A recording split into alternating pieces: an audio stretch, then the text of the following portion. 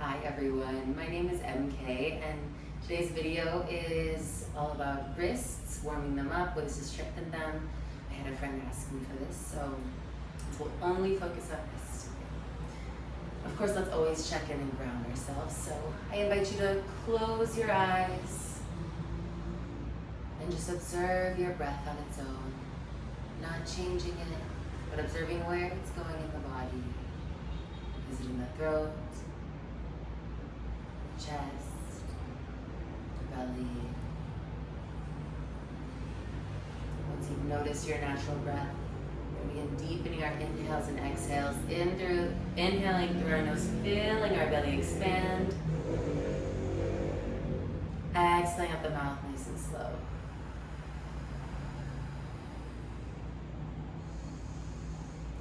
Take some nice deep belly breaths, grounding yourself, channeling your center.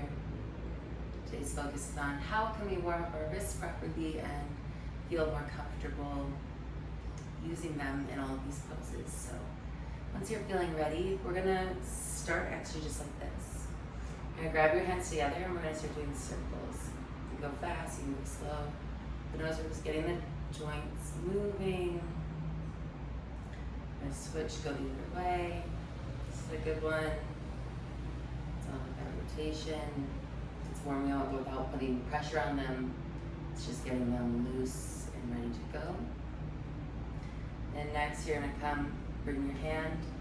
You wanna touch it so it's like your bottom of your hand is on the top pad so that when you push, you're actually pulling your wrist back, lengthening here.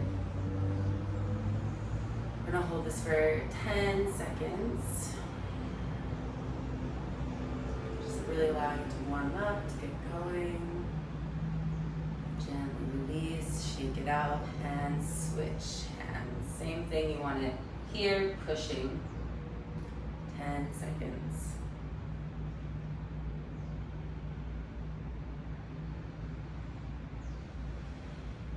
Almost there.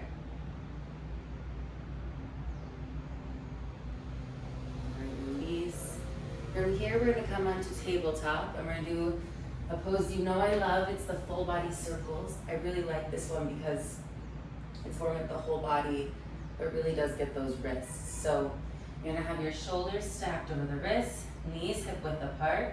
You inhale over to the side and up to the top of the mat. Notice my shoulders going past my fingertips as much as possible.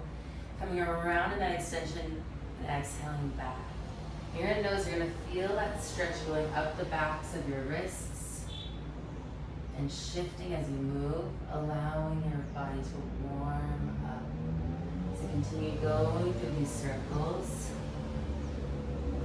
Really just noticing how your wrists are feeling. In this moment, your hands should be spread out wide, high-fiving the mat, and you're not pressing here, but your hand pressing with the fingertips, the top of the hand, and right here. And so you're pressing the ground, gripping it as you do these circles, and it's gonna take some of that pressure off that might build up in the bottom of your hand, because a lot of times people will be pressing into the bottom of your hand and not engaging the whole thing. But when we have the whole hand engaged, it's a lot more supported, feels nicer, and you really see where your wrists are at. We're gonna take 2 more this way, and then we're gonna switch and go the other way. So reverse the circles. Of course, we're gonna honor the wrist and how it might feel different, going just a tiny bit different. Prepping them. Notice the same thing, we're pushing up and over, allowing gravity to do its thing. Coming down and around. I'm gonna keep going. And actually this next one that we'll go into is still cat-cows, and that's because it's a nice position to really warm up the wrists while also getting our spine and our upper bodies. So take 1 more circle like this. You're gonna make your way back to downward dog. No, to tabletop.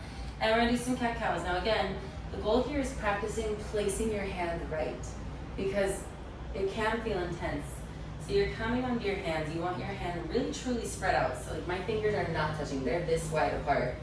and it's on the mat, and I'm gripping with the tops of my fingertips, and I'm pushing here again. When I do that, it activates my whole hands, and it engages and it lifts off of the bottom of my hand, which is where the dumping can happen and cause a lot more pain. So here you're more active in the whole entire hand, spreading and dispersing that weight, and then you're gonna inhale, belly up for cow. Exhale, round for cat. Inhaling into cow. Exhaling for cat. Take 4 more each. Meeting back in our neutral tabletop position when you're done. 1 or 2 more.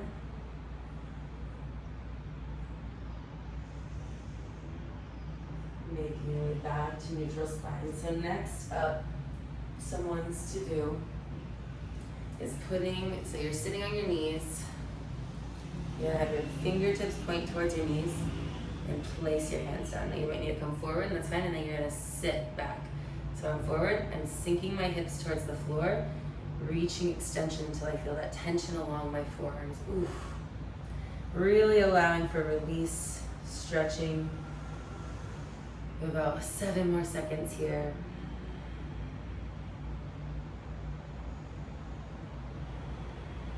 All right, it's time to switch it up. Now this time you're gonna flip so the tops of your hands are on the floor, palms are facing you, and you're still gonna sink back and but this time make fists. So you just close your fingers as much as you can, and you feel it's now stretching on the top of your hand.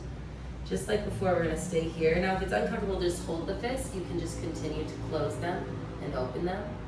It's a nice mobility move. But we have about 5 more seconds here, just allowing for that release. All right, you're gonna bring your hands up. Maybe you shake them out. Do some circles, gentle.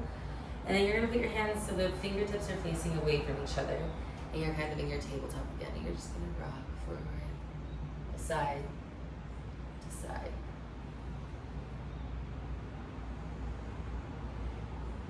And then you would flip the palms into the same thing, side to side. Now, we're gonna pause. Another one that's really nice, especially at the end of a practice when you have been on your wrist a lot, is standing up. And you're gonna take a forward fold. And you're gonna bring your hands under your feet. So notice, look, so I want my big toes like to the wrist, to the base of it right here. And what I'm gonna do is, I have this deep, deep bend in my knees, chest to legs, and I'm gonna push up through my hips. My glutes are reaching up as I pressure into my heels, extending and lengthening along my spine. It's a really great one. It's putting pressure, it's having the whole body work together. Gently release. Now, what are some ways to strengthen, besides of course, doing all those warm-ups will help, and just practicing every day will build the strength. But again, it's not always about strength, sometimes it's about just placement. So doing tabletop, doing downward dog, are you distributing the weight properly in your hand? It should be well spread out in the fingertips, the top part of your palm, the thumb pad here, dispersing the weight, and you're gripping the mat, and it will help you from sliding. It's gonna build that strength because you're activating the right way. So I'll show the downward dog, and then I also was gonna show another one where it's just, basically you're just seeing how much time can you go in each pose. So if I'm in my downward dog, first things first, I check, are my fingers spread out wide, am I high-fiving the mat? And then gripping where I just said, fingertips, top of palm, thumb pad, lift up. And notice my hands are active here, they're not passive. I'm really engaging them, and I'm just gonna stay up here as long as I can. That will be the trick. Stay here, and then once you feel pain or discomfort, you drop down to your knees. And that will give you the opportunity to put weight on your wrists, practice in a non-scary way, and just get comfortable with it. So you hold this, and when you have to, you come down and you go onto tabletop. And you just hold here. And that's a really great way, like truly just getting time in there and getting comfortable playing around with how it feels in your hand. The more you practice it, the more you'll build the body awareness, and then your wrists will have time to adapt and adjust. So another great one to do is just reverse tabletop. And so I'm sitting here, like notice my hands are pointing towards my glutes, they're not too far away, my feet are hip apart, and I push up. And then I just stay here, or go between coming down, pushing up, because notice, my wrists have to be so active for this. So it's a little whole body stretch, but it's also gonna build the strength. You can go through like, do 5 reps of 5 to 10, 3 times, and see how it goes. Those are some great wrist things that I would suggest. I think they're a good starting off point. Getting consistent with those warm-ups and building hold time is the best way to grow your wrists and strengthen them.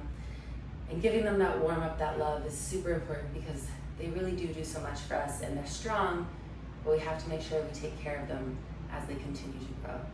I hope this was helpful. Let me know if there's anything else you'd like to see. And if you enjoyed this video, make sure to like and subscribe. Thank you for watching. Have a nice day.